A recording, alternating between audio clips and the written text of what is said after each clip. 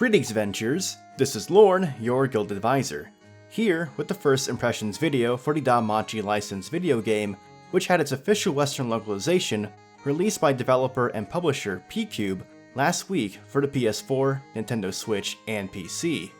My experience in this video is based on the Nintendo Switch version.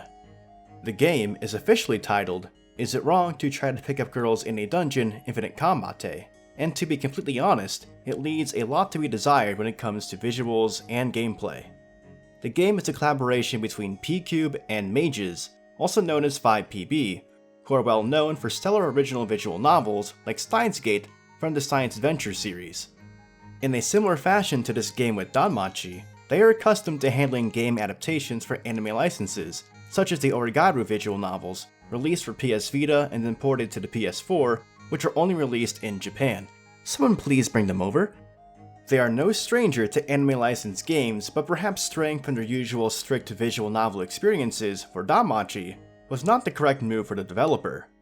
Infinite Combate's gameplay loop has both visual novel and action RPG dungeon crawler elements.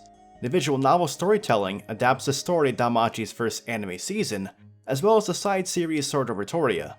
The main story segments are completely voiced, as well as some original content consisting of bed and hot spring scenes. The game switches between controlling the main character Belle, a rookie adventurer trying to climb the ranks in the city of Arario for the DanMachi story portions, and controlling main character Eyes, a stronger, more experienced adventurer for the Sword of Retoria story portions.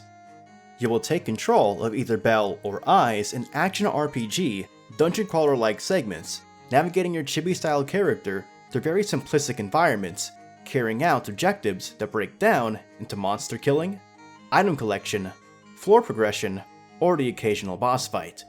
Controlling your character through these dungeon crawler segments is incredibly straightforward.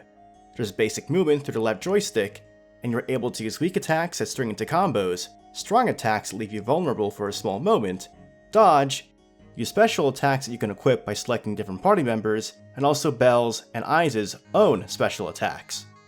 Other than occasionally needing to adjust the element of your weapon to counter enemies, there truly isn't that much depth at all to the combat or the exploration of the dungeon. The AI in the monsters is very basic, and combat animations among both your controllable characters and monsters aren't anything to write home about. At times, monster sound effects can get very annoying with repetitive sounds,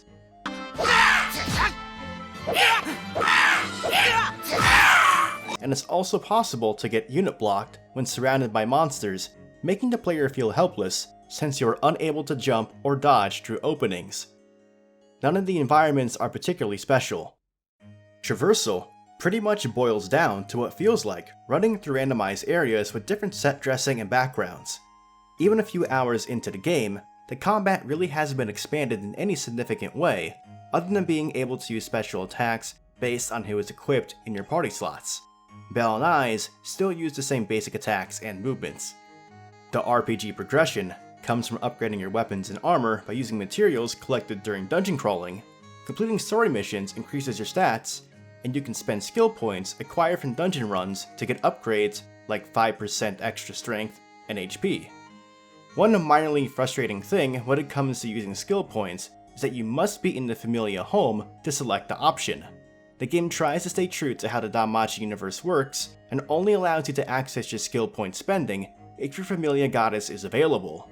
For example, during a certain portion of the game, Belle's goddess, Hestia, is unavailable in the Familia home in order to stay consistent with the story, but this happens during a segment which features a boss fight.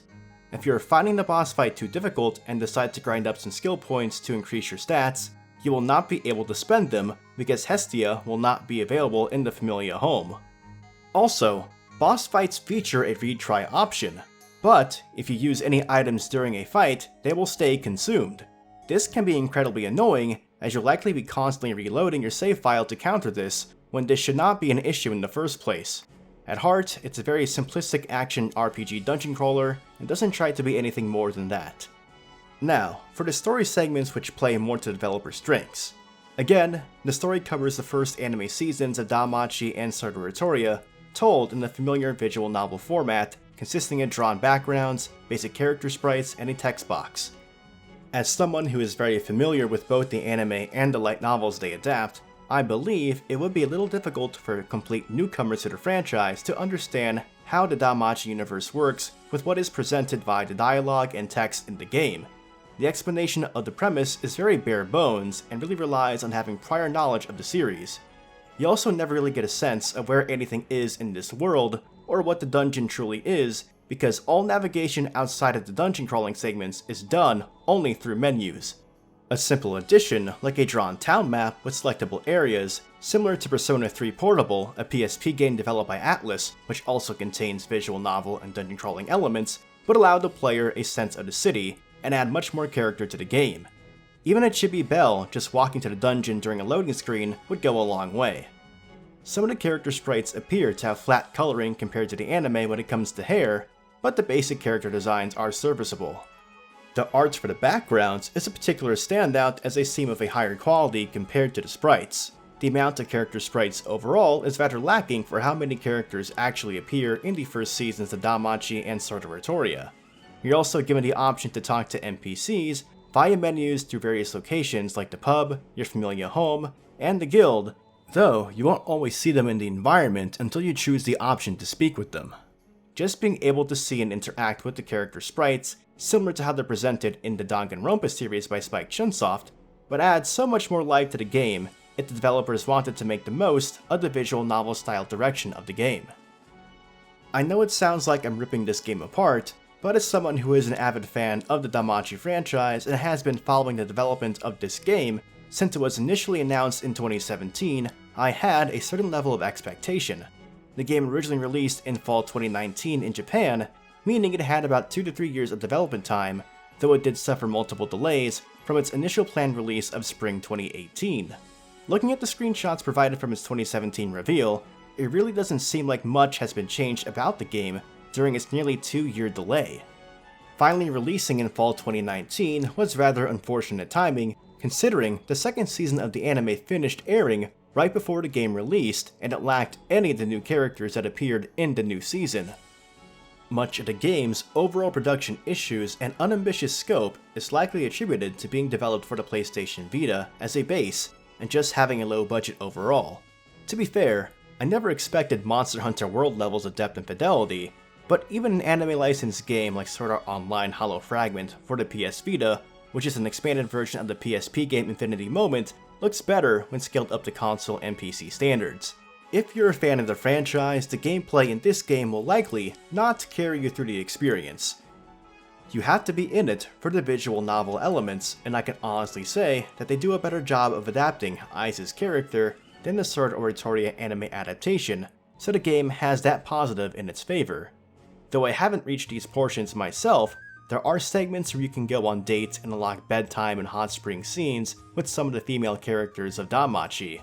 I assume that this is what a lot of franchise fans are wanting to see out of the game, so if you think you can stomach the rather bland and simplistic gameplay to reach these segments, by all means try out the game. Otherwise, you're better off watching these scenes on YouTube and playing a different game to satisfy your action RPG itch, like Ys Memories of Celceta, which was also built for the Vita, but also has PS4 and Steam versions, developed by Falcom, one of my favorite developers, who are a rather small Japanese studio with just above 60 employees. Their most recently localized title in their acclaimed action RPG Ys series is Ys 8, Lacrimosa of Dana, built first for the Vita, which looks and plays great while also having PS4, PC, and Switch versions.